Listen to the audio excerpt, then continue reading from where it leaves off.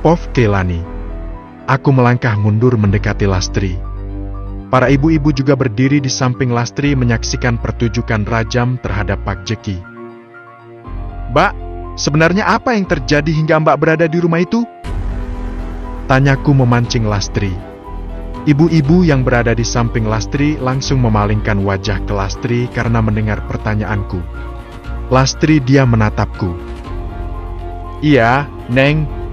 Coba jelaskan apa yang terjadi," timpa seorang ibu-ibu.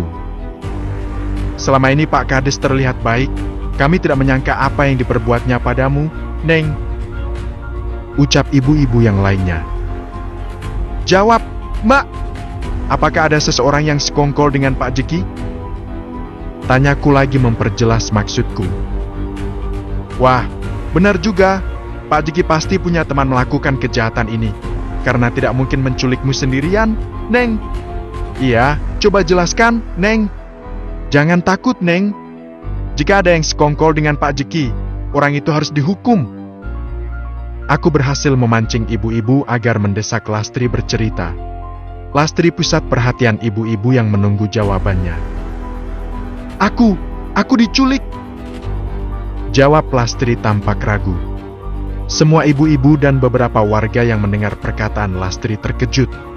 Mata mereka terpana menatap Lastri. "Siapa yang menculikmu, Mbak?" tanyaku. Lastri terdiam lagi. Dia gelisah sambil melihat ke sekitar. Gelagat yang aneh, Lastri seperti tertekan. "Siapa, Neng? Cepat jelaskan, jangan takut," ucap ibu-ibu di samping Lastri. "Mbak, jangan takut." Aku memegang tangan Lastri. Aku berharap Lastri menyebut nama Pak Guntur dan Bu Jumi.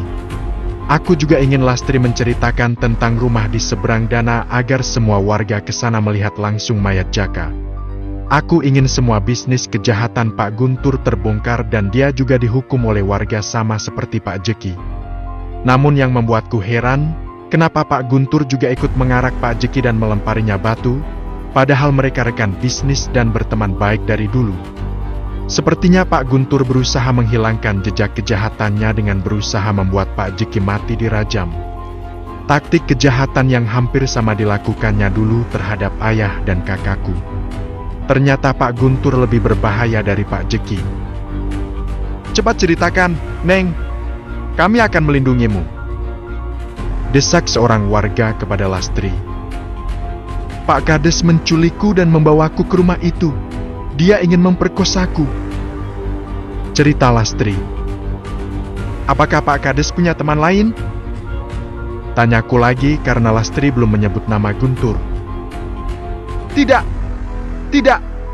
Lelaki jahat itu melakukannya sendiri." Suara Lastri terdengar lantang sambil menunjuk Pak Jeki yang hampir meregang nyawa. Aku terkejut mendengar perkataan Lastri. Bagaimana mungkin dia tidak menyebut keluarga Pak Guntur, padahal orang yang ikut merajam Pak Jeki juga melakukan kejahatan dan bahkan lebih berbahaya. Ada apa dengan Lastri? Rencanaku gagal membuat Lastri buka mulut tentang kejahatan Pak Guntur. Lastri seperti ketakutan dan gelisah. Apakah Bu Jumi mengancamnya? Oh tidak, tutup mulutnya. Lastri sekarang akan semakin membuat dirinya dalam bahaya. "Bu, ayo kita bawa Mbak ini ke rumah Ibu," ajakku kepada seorang ibu di samping Lastri. "Iya, Neng, lukanya juga harus diobati," jawab ibu itu. Kami langsung meninggalkan lapangan.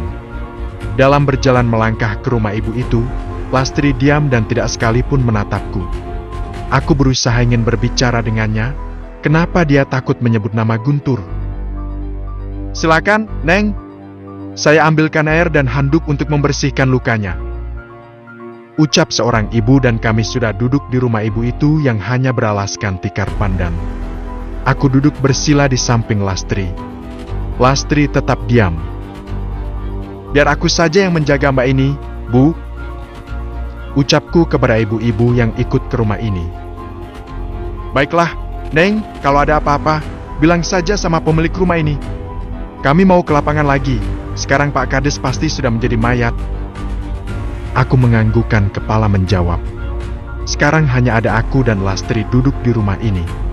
Ibu pemilik rumah sedang ke dapur mengambil air. Kugunakan kesempatan ini berbicara dengan Lastri. "Kenapa kamu bohong?" tanyaku menatap Lastri. Lastri masih diam. "Jawab, Lastri! Kamu mau agar banyak lagi gadis-gadis jadi korban?" Lastri tetap diam. Dia menundukkan kepala dengan linangan air mata. "Aku kira kamu akan membongkar kejahatan Guntur dan Bu Jumi. Tapi kamu malah melindungi mereka." Ucapku sangat kecewa. "Maafkan aku, Ki," ucap Lastri di sela tangis. "Maafmu tidak ada gunanya." Aku memalingkan wajah kesal. Aku takut, Ki." Suara Lastri terdengar serak. "Sekarang nyawamu terancam, mereka pasti membunuhmu. Apakah ini kurang menakutkan?" Aku langsung menatap dalam wajah Lastri. "Aku tidak mau adikku juga dijadikan korban. Adikku masih 12 tahun. Kami tidak punya siapa-siapa lagi selain paman dan bibi. Kemana adikku akan pergi? Aku belum tentu bisa melindungi adikku." Aku terkejut mendengar perkataan Lastri. Dari ucapannya, aku yakin Bu Jumi pasti mengancamnya. Sial. Ternyata mereka berhati iblis. Andai aku bisa membalaskan dendam kedua, mereka akan kubuat mati tersiksa. "Maafkan aku, Ki. Aku mencemaskan adikku." Sambung Lastri masih menangis. "Sekarang ayo balik ke loteng. Kamu tidak aman di sini. Sebelum yang lain melihat, sebaiknya cepat kita sembunyi." Ajakku ke Lastri. Setelah luka Lastri dibersihkan dan diobati, aku dan Lastri meninggalkan rumah ibu itu dengan alasan ingin melihat lagi hukuman rajam Pak Jeki. Kami sengaja mencari alasan agar Lastri tetap aman dan tidak diketahui keberadaannya. Tidak jauh dari rumah itu kami melangkah. Kami dicekal 2 orang lelaki. Aku tahu mereka adalah anak buah Pak Guntur. "Ki!" Lastri ketakutan dan langsung memegang tanganku. Aku tetap melangkah santai. "Mau kemana, Nona?" tanya seorang lelaki itu. "Kami mau ke lapangan, Bang," jawabku. "Lapangan sebelah sana, arah jalan kalian berlawanan."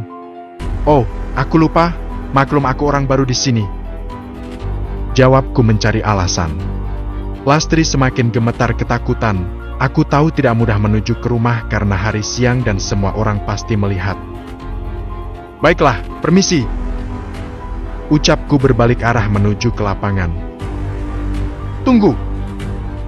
teriak lelaki itu menghentikan kami. "Ya, Bang," jawabku. "Bu Jumi mau Nona ini kami bawa ke rumahnya." "Buat apa?" tanyaku. "Biar lukanya diobati." "Tidak usah, aku sudah sembuh," tolak Lastri. "Jangan gitu, Mbak. Bu Jumi orang baik dan tidak enak menolaknya. Aku teman Kak Bima, mereka sangat baik padaku," ucapku ke Lastri. "Aku sudah sembuh," jawab Lastri pucat. "Bang, nanti biar aku yang antar Mbak ini ke rumah Bu Jumi. Sekarang kami mau ke lapangan dulu. Oh ya, Bang, tolong sampaikan ke Kak Bima, aku mencarinya," ucapku mencoba mengelabui 2 lelaki itu. "Baiklah, Nona. Bu Jumi sangat menunggu Mbak ini," jawabnya menunjuk ke Lastri.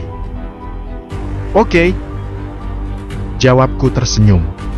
Tidak ada pilihan selain menuju ke lapangan lagi. 2 orang anak buah Pak Guntur seperti mengawasi kami serta mengikuti kami dari belakang.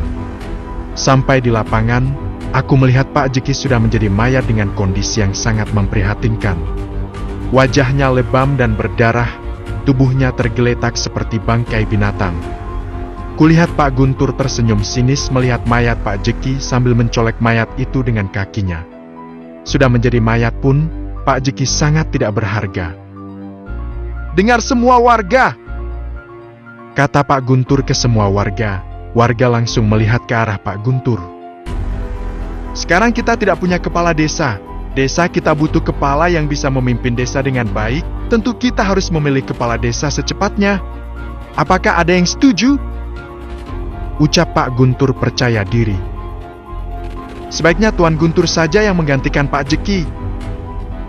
Teriak seorang warga, yang aku tahu dia masih anak buah Pak Guntur. Ya, Tuan Guntur saja yang menjadi kepala desa. Teriak warga lainnya. Iya, kami setuju. Kami juga setuju. Hidup kepala desa baru. Hidup! Semua warga bersorak menyambut Pak Guntur kepala desa baru mereka. Dengan berdiri tegak dan melambaikan tangan ke warga, Pak Guntur tersenyum. Dia berhasil menggantikan Pak Jeki. Baiklah, aku berterima kasih karena dipercayakan menjadi kepala desa baru. Untuk itu, aku akan membagikan sembako dan sedikit uang pribadiku untuk semua warga di sini. Kata Pak Guntur mengambil hati warga. Hidup kepala desa baru! Hidup! Sorak warga makin menjadi mendengar ucapan Pak Guntur. Ternyata inilah alasannya ikut menghakimi Pak Jeki. Untuk kepentingan pribadinya, kawan dijadikan lawan. Manusia seperti Pak Guntur sangat berbahaya. Prof. Jumi. Aku senang sekali melihat Angga menatap seperti juga menyukaiku. Wajah tampan dan dada bidangnya membuatku tergila-gila. Suamiku juga sibuk mengurusi bisnis gadis-gadis perawan. Aku kesal dia selalu kelaparan menatap gadis-gadis muda tahanan kami. Padahal aku juga masih cantik dan kuat. Aku juga tidak mau kalah darinya. Segar sekali. Ayo, Tante, kita minum bersama. Ucap Angga saat aku duduk di samping menatapnya. Oh iya, Angga. Jus ini sangat nikmat diminum bila bersamamu.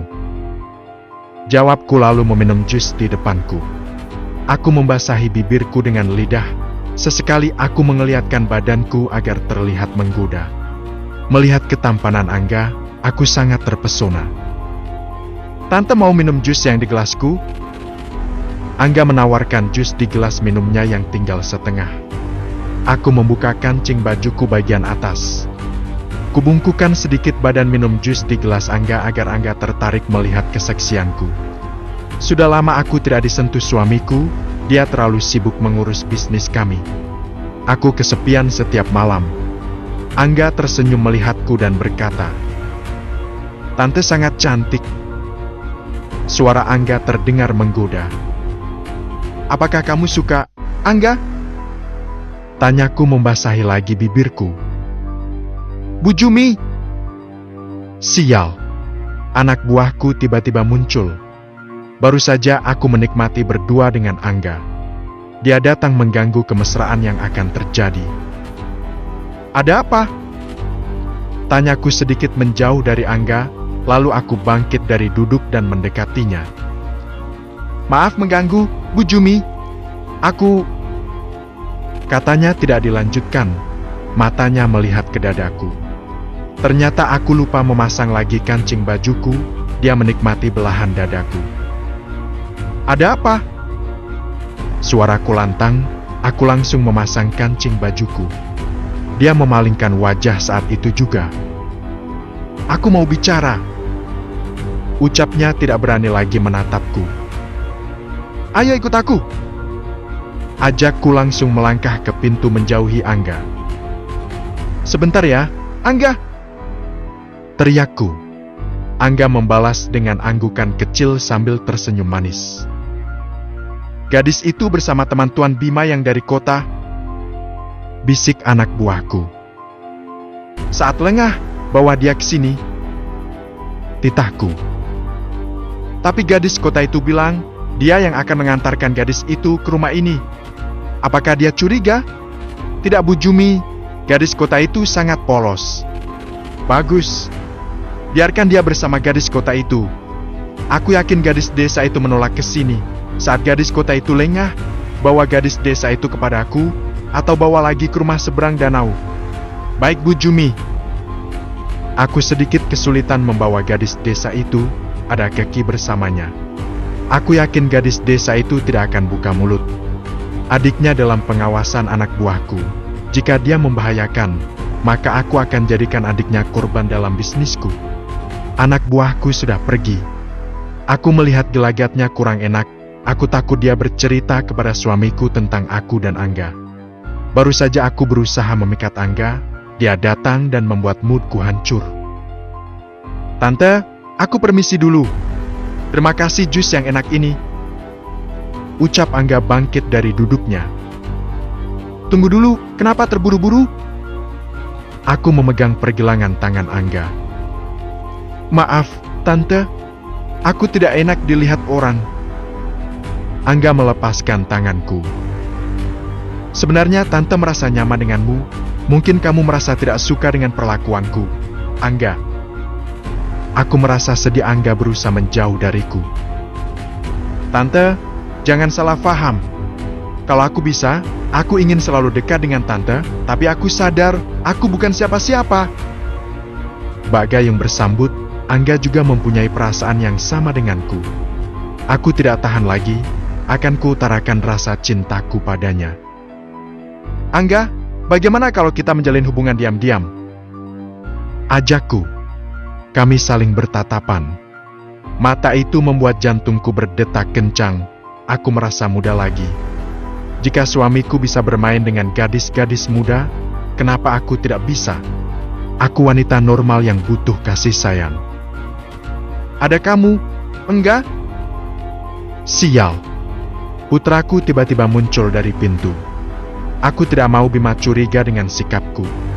Aku melangkah mundur menjauhi Angga. Iya Bima, aku mencarimu. Tadi kamu tidak kujumpai di lapangan. Jawab Angga. Ternyata Angga berusaha menyembunyikan tentang kami. Aku suka. Iya Bima, Kaki juga mencarimu. Timpaku agar Bima tidak curiga. Kaki mana? Enggak? Tanya Bima. Di lapangan. Jawab Angga. Aku mau menyewa sesuatu, itu pun kalau diizinkan. Sambung Angga. Apa? Tanya Bima.